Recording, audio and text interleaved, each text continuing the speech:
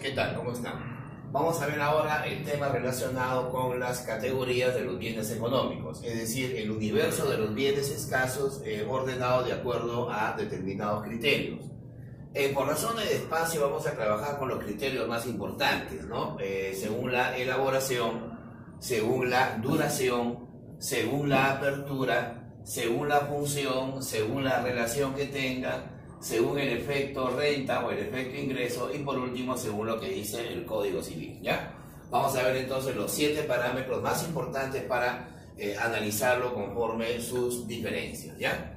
A ver, según la elaboración se habla de dos categorías. Hay bienes que se llaman intermedios y hay bienes que se llaman finales. Bueno, ¿dónde está la diferencia? Los bienes intermedios son aquellos, ¿ya?, que están en proceso de transformación. O sea, significa que todavía necesitan un proceso productivo adicional. O también, como se le llama técnicamente, requieren un costo, ¿no?, que se llama valor agregado, ¿ya? En teoría económica se le llama valor agregado al desembolso que hace el empresario para comprar el capital, para pagar la mano de obra, para comprar la tierra, es decir, lo que es renta, salarios, utilidades, eso representa el valor agregado. Y lo podemos notar claramente en estas 3 secuencias, ¿no? Materia bruta, materia prima, insumo, ¿ya? Materia bruta es el recurso natural explorado, es decir, solamente ha sido encontrado, pero todavía se mantiene en su estado primario. En cambio, la materia prima es el recurso natural que ya fue explotado, ¿correcto? O sea, que ya fue sacado de su estado primario, pero que todavía no tiene el valor agregado. En cambio, el insumo viene a ser la materia prima, pero que ya ha sido modificada. En las 3 etapas o los 3 estadios se le conoce como materia bruta, materia prima e insumo, ¿correcto? Ahorita vamos a poner un ejemplo. En cambio, los bienes finales son aquellos que ya están terminados o que ya están procesados, o sea que ya llegaron a su última etapa de transformación y no regresan al proceso productivo. A ver, veamos algunas aplicaciones. Por ejemplo, en una panadería tenemos 2 bienes, la harina y los pasteles. ¿Cuál sería el bien intermedio? La harina, porque necesita una transformación. El pastel que sale del horno, en este caso, pasaría a ser un bien final, porque ya no regresa al proceso productivo. A ver, para una señora que vende desayuno, entonces, por ejemplo, el grano de café que compra viene a ser un bien intermedio y el café calientito que nos vende pasa a ser un bien final. Si la señora vende desayuno y compra huevos, los huevos son bienes intermedios y el pan con huevo pasa a ser el bien final. En un restaurante, por ejemplo, una cevichería, el marisco, el pescado pasa a ser un bien intermedio. La parihuela o el chicharrón pasa a ser un bien final. Hay que estar en función, ¿no es cierto?, al proceso de transformación o elaboración. A ver, una aplicación a ver más rápida. ¿Qué pasaría a ser el hielo para la raspadilla? Pasa a ser un bien intermedio. La raspadilla pasa a ser un bien final. Pregunta, ¿y la manzana? Ahí viene el dilema. Si la manzana es para comerla, es un bien final. Pero si se usa en la industria panadera para hacer pasteles, pasa a ser un bien intermedio, ¿no? El vino, si se usa para beberlo directamente, es final. Pero si se usa, ponte, en la gastronomía o para producir sangría, pasaría a ser un bien intermedio. ¿Está bien? A ver, con relación a esto de materia bruta, materia prima, insumo. ¿Qué pasaría, por ejemplo, si yo te menciono el árbol? El árbol, ¿cómo lo podemos considerar? Materia bruta. Podamos el árbol, talamos el árbol, sacamos la madera, materia prima. La madera procesada en planchas, por ejemplo, para hacer muebles, pasaría a ser el insumo, ¿ya? Recurso natural neto, recurso natural sacado de su estado primario. Y este viene a ser la materia prima, pero modificada con un valor agregado, ¿correcto? Ahora, vamos a la duración. La duración significa que hay bienes que van a ser fungibles, y hay bienes que van a ser no fungibles. Eso dependerá de la, utilización de los bienes y las veces que lo vamos a utilizar, ¿no? En este caso, por ejemplo, un bien fungible es aquel que solo servirá para un acto de consumo, solo sirve para un acto de consumo. Al momento que se consume, o bien desaparecen o bien se desechan. Por ejemplo, el menú, lo comemos, ahí quedó, ¿verdad? Es un bien fungible. La cerveza brindamos, ahí quedó. un bebé hay que cambiarlo, pues el pañal desechable pasa a ser un bien fungible, ¿no? La gasolina que le echamos al auto, a la motocicleta, pasa a ser un bien fungible. Una torta es fungible, una empanada es fungible, el agua embotellada es fungible, más no la botella, porque la botella la podemos reciclar. Entonces, estos bienes se llaman fungibles porque sirven para un solo uso en el consumidor. En cambio, los no fungibles o infungibles pasan a ser bienes duraderos. ¿Por qué se llaman duraderos? Porque van a servir para varios actos de consumo, ¿no? De tal manera que al momento que se consumen no se van a desechar ni se van a desaparecer o transformar. Por ejemplo, el televisor es un bien no fungible, lo podemos utilizar sucesivamente. El auto es un bien no fungible. Una pelota de fútbol es un bien no fungible, ¿no? Un pantalón, un jean es un bien no fungible. O sea, eso dependerá evidentemente de la duración de los bienes, ¿ya? Por ahí pueden preguntarse, profe, y si fuera un pañal de tela que lo podemos lavar consecutivamente, entonces caería en esta definición de un bien no fungible, ¿correcto? El cigarro, ¿qué pasaría a ser? Pasaría a ser fungible. La droga, ¿qué tipo de bien sería? Pasaría a ser fungible. La bicicleta pasaría a ser no fungible, siempre tomando en cuenta la duración. A ver, desde el año pasado, desde el 2019, se menciona esta nueva clasificación que ahora se toma en casi todos los exámenes de admisión, que es la apertura de los bienes. Hay dos categorías de bienes. Hay bienes que se llaman transables y hay bienes que se llaman no transables. Antes de entrar a su definición, hagamos un análisis de economía internacional. ¿Qué es autarquía? Palabra que siempre la escuchamos, autarquía. La autarquía es un sistema económico cerrado, es una economía aislada del mundo, ¿no? Por ejemplo, actualmente en el planeta habrá pues la economía de Mongolia, la economía de Corea del Norte, ahí está, Corea del Norte es un ejemplo de lo que es autarquía. ¿Y por qué se llama autarquía? Porque es un país que consume lo que produce. O sea, si consume lo que produce, no le sobra ni le falta. Si no le sobra, no hay exportación. Si no le falta, no hay importación. Por lo tanto, este tipo de definición va a entrar justamente a diferenciar lo que es una economía abierta y una economía cerrada. ¿Correcto? A ver, se llaman bienes transables a los bienes que tienen mercado doméstico, pero que además se pueden exportar. Toda mercancía que se puede exportar e importar con respecto a la economía mundial se le considera como un bien transable. Por ejemplo, en la economía peruana, nosotros tenemos una capacidad minera que es, bueno, la más importante para nuestro país, ¿no? El 70% de las divisas vienen de la minería.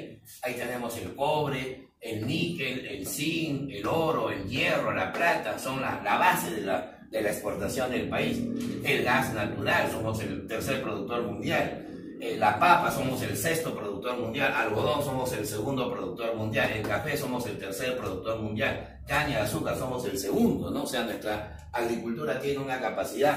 A eso hay que agregar, pues, frutas, espárragos, ¿no? Una serie de bienes que evidentemente le dan una capacidad transable. Tenemos el océano más frondoso, ¿no? Más generoso tal vez en el mundo, ¿no? De ahí tenemos la anchoveta, la sardina, con la cual se puede exportar harina y aceite de pescado, ¿está bien? Estos bienes, repito, se llaman transables porque han entrado al mercado internacional para ser exportados. Ahora, ¿qué importamos? Insumos, alimentos, maquinaria, también se van a considerar transables, porque no olvidar, lo que el Perú importa, el otro país lo exporta. Hay esa doble cuenta, ¿no? Y los no transables son aquellos que solamente tienen un mercado doméstico, o sea que todavía no entran al mercado del comercio exterior, todavía no hay una transabilidad para ser llevados a otros países, ¿ya? A ver, vamos al cuarto parámetro, dice ahí, de acuerdo a la función, o sea, ¿para qué sirven los bienes? Hay bienes que se llaman de consumo y hay bienes que se llaman de capital. Acá entramos ya a la parte más dogmática del curso. A ver, se llaman bienes de consumo a los bienes satisfacientes. ¿Por qué se llaman satisfacientes? Porque generan un bienestar inmediato, ¿ya? Y que, bueno, en términos macro, representan el 72% del PBI. O sea, imagínate, del Producto Bruto Interno que tiene la economía peruana, ¿no? Casi las 3/4 partes se deben al consumo que hace la gente. Por eso cuando un país digamos, entra a una expansión, es porque su consumo está aumentando muy rápido. Y si el consumo baja con bastante velocidad, significa que estamos en una recesión, ¿no? Ese es el camino al cual vamos este año en la economía peruana, ¿no? Por la crisis que ya conocemos. Y además, los bienes de consumo son parte de la llamada canasta familiar, ¿correcto? Por ejemplo, la bicicleta es un bien de consumo. ¿Qué necesidad satisface? El transporte. Una pizza es un bien de consumo. ¿Qué necesidad satisface? La alimentación. El celular es un bien de consumo. ¿Qué necesidad satisface? La comunicación. Entonces, vamos a tener siempre esas categorías que se llaman bienes de consumo. Ahora, la antítesis, o sea, la oposición al bien de consumo, se llama bien de capital. ¿Por qué se llama un bien de capital? Porque son bienes de inversión. Bienes de inversión. O sea, los empresarios los compran para producir nuevos bienes, pero sin cambiar de forma. Esta es la clave principal. No cambian de forma, aunque eso sí, se desgastan o se deprecian, ¿ya? Eso significa que los empresarios tienen que reemplazarlo, ¿no? De acuerdo al uso que le dan, ¿no? Hay una vida útil para cada tipo de bien de capital. Ahí están los equipos, las herramientas, las maquinarias, las instalaciones, ¿no? Todo lo que es la infraestructura empresarial se llama un bien de capital. A ver, ustedes pueden pensar esto y decir, no, profe, pero ¿por qué un bien de capital debe ser un bien duradero? Porque podemos confundirlo con los insumos. Por ejemplo, yo fabrico zapatos, entonces debo comprar, por ejemplo, cuero. El cuero no es un bien de capital porque el cuero se modifica, el cuero se transforma en un par de zapatos. El bien de capital sería, por ejemplo, la máquina aparadora, ¿no? Que los va a coser, el martillo con el cual voy armando la horma, digamos, ese es un bien de capital. Una señora que vende, por ejemplo, hamburguesas, ¿no? La carne que compra no es un bien de capital. El bien de capital sería la parrilla, el carro sanguchero, ¿no? El taxista, ¿cuál es el bien de capital? El auto. ¿Y por qué no la gasolina? Porque la gasolina es el insumo, el bien que se va a modificar, ¿verdad? Absolutamente, hay que hacer esa diferencia. Pero además, otra observación, un bien de consumo también puede ser un bien de capital y en algunos casos un bien de capital también puede ser un bien de consumo. Eso dependerá de la función que tenga el bien. Por ejemplo, el celular que lo empleo porque soy gerente de una empresa o soy un jefe de ventas, ahí el celular pasa a ser un bien de capital. Pero si el celular lo empleo para chatear, llamar a mis amigos, va a ser un bien de consumo. Si el auto lo empleo para mi movilidad personal, es un bien de consumo, pero si es para taxiar, para hacer colectivo, pasa a ser un bien de capital. Ya dependerá de la función que tenga. Bueno, ahora sí, entramos un poquito a la parte relacionante, la parte aritmética del curso, que es la relación, ¿ya? Hay dos tipos de bienes. A ver, consideramos los bienes sustitutos y también están los bienes complementarios. Vamos a ver la diferencia. Los bienes sustitutos van a ser bienes sucedáneos. ¿Por qué se llaman sucedáneos? Porque se reemplazan. Sucesión significa heredar, reemplazar. Por lo tanto, van a tener una demanda rival o también llamada excluyente. Por ejemplo, mira, acá tenemos una aplicación. El pescado es un rival del pollo. Las amas de casa pueden hacer escabeche de pollo o escabeche de pescado. Pueden freír pescado o pueden freír pollo. Pueden hacer chicharrón de pescado o chicharrón de pollo. O sea, su demanda va a ser excluyente. Y además hay una propiedad. Mira, cuando sube el precio de uno de ellos, automáticamente la demanda del sustituto se eleva. Es decir, si el pollo aumenta de precio, provocará que las amas de casa, ¿no?, que compraban pollo se pasen al pescado y su demanda va a empezar a aumentar. Ya, esa es una lógica que se da cuando los bienes son sustitutos. En cambio, los bienes serán complementarios cuando sean simultáneos. ¿Qué significa simultáneos? O sea que su demanda va a ser conjunta o derivada. Al comprarse uno de ellos, también se debe comprar el otro. Si la señora compra pollo para freír, por ejemplo, también debe comprar aceite. O sea que el pollo y el aceite se llaman complementarios. Es decir, si el pollo baja de precio, obviamente su consumo, su cantidad demandada va a aumentar, lo cual va a generar que la demanda del aceite, ¿no es cierto?, se empiece a incrementar. ¿Por qué se compraría más aceite? No es que le echemos más aceite al pollo, sino que se está friendo más pollo, lo cual implicaría mayor consumo de aceite. O sea, date cuenta que en los bienes sustitutos la relación es directa, ¿no? En los bienes complementarios la relación pasa a ser inversa. A ver, juguemos con 3 ejemplos. A ver, si yo digo celular y recargas, ¿qué tipo de bienes serían? Serían bienes complementarios. Y si te digo, por ejemplo, café y té, pasarían a ser bienes sustitutos. Y si te digo, por ejemplo, pasta dental, cepillo de dientes, pasan a ser complementarios.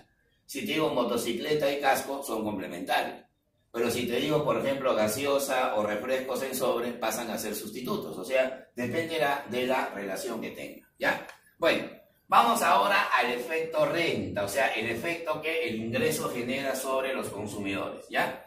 Se habla de bienes normales, se habla de bienes inferiores y también se habla de bienes esenciales. Vamos a ver la definición. Cuando uno habla de renta, jovencitos, se está refiriendo al ingreso, ¿no? O sea, en este caso al nivel de presupuesto que el consumidor tiene. Los bienes normales son aquellos en donde el efecto renta es positivo. ¿Qué significa eso? Que cada vez que la persona tiene mayor renta, o sea, mayor ingreso, su consumo también empieza a aumentar. Si, por ejemplo, yo tengo mayor ingreso y aumento mi consumo de choripanes, entonces el choripán pasa a ser un bien normal, porque mi consumo creció cuando aumentó mi renta, ¿no? Pero si baja mi renta, baja mi ingreso y baja mi consumo, el choripán pasaría a ser también un bien normal. Bien normal representa, eso es un dato importante, el 90% de los bienes. O sea, la mayoría de los bienes pues en la economía se consideran normales. En cambio, los anormales, o sea, los inferiores, son aquellos en donde el efecto renta es negativo. ¿Qué significa el efecto renta negativo? Que mientras más alto es el ingreso, menos se va a consumir. Algo medio, ¿no?, que no cuadra muy bien por ahí. Y cuando baje el ingreso, el consumo se incrementa. Muchos se preguntarán, ¿cómo es posible que yo pueda consumir más cuando mi ingreso va disminuyendo? O consuma menos cuando mi ingreso va aumentando. Es que eso ocurre, por lo general, en los sectores sociales que más sufren, ¿no? O sea, los que tienen, ¿no?, digamos, ingresos vulnerables.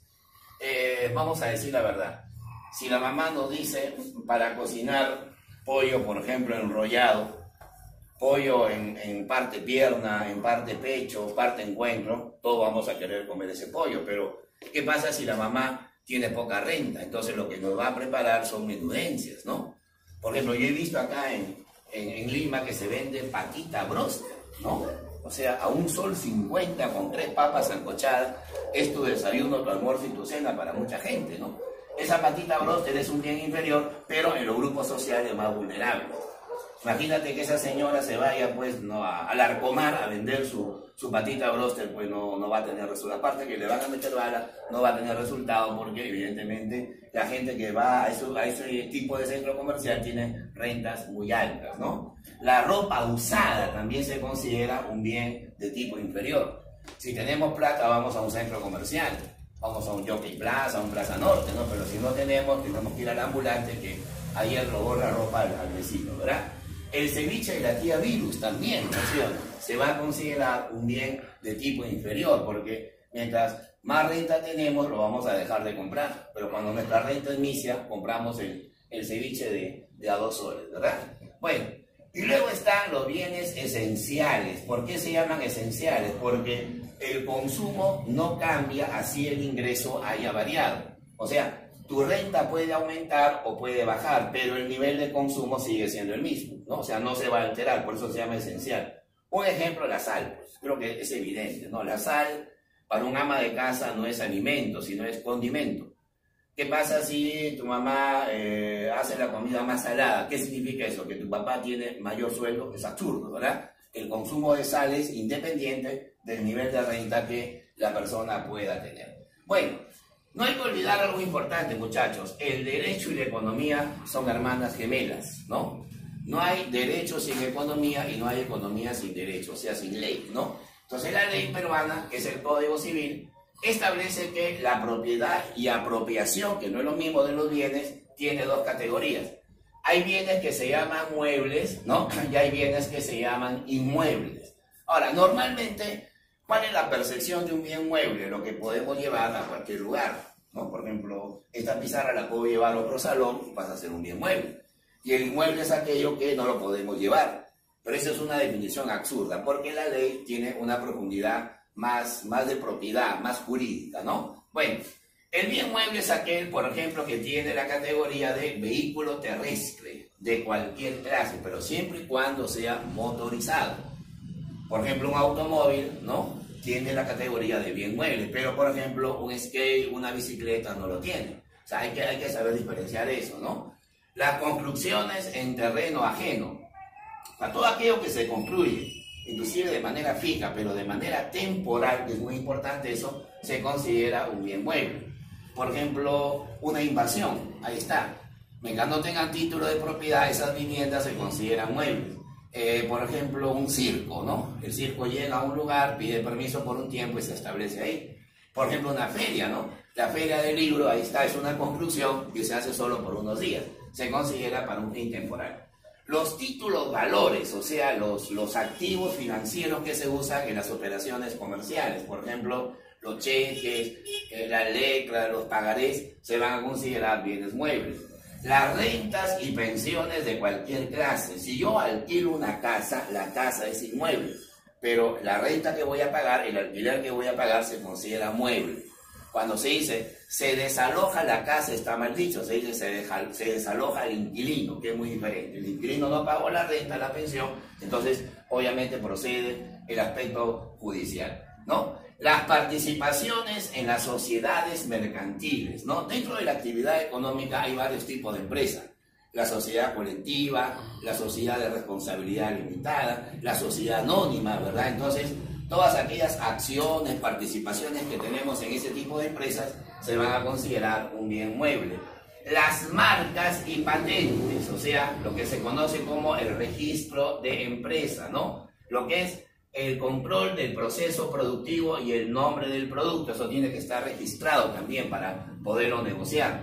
Los derechos de autor, ¿no? Alguien escribe una obra, ¿no? Escribe una composición, inventa algo, también se considera un bien con patrimonio, con propiedad. Las naves y aeronaves, o sea, barcos, buques, submarinos, aviones, helicópteros, que antes se consideraban inmuebles, ahora se consideran muebles. Las estaciones de ferrocarril también, el metro de Lima, por ejemplo, el tren eléctrico, se considera mueble. En cambio, los inmuebles están asociados más al Estado, ¿no? A la propiedad estatal. Por ejemplo, está el mar, ¿no? Obviamente el mar, claro, se mueve, ¿no? Pero jurídicamente es inmueble porque el mar no tiene dueño, pero sí tiene soberanía. ¿Quién es el soberano? El Estado, ¿no? Los ríos y los cauces que tiene, los lagos también existe, ¿no? Hay una injerencia del Estado, los manantiales, ¿no? La caída de las aguas vivas, ¿no? Se consideran inmuebles. Las concesiones mineras, ¿no? En el Perú hay dos tipos de minería, la legal y la ilegal. La legal es aquella donde el Estado da la concesión, la ilegal es aquella que depreda, ¿no? Pero que evidentemente es muy difícil combatirla. Los depósitos de hidrocarburos, o sea, las refinerías donde está el petróleo, los restos fósiles, se van a considerar como bienes inmuebles. Y a nivel marítimo estarían los muelles, obviamente por la cuestión del puerto, la exportación, y los diques. Se llaman diques a una especie de frontones que se ponen para evitar el paso de las aguas, ¿verdad? Eso es una concesión que también otorga el Estado. ¿Va de 20?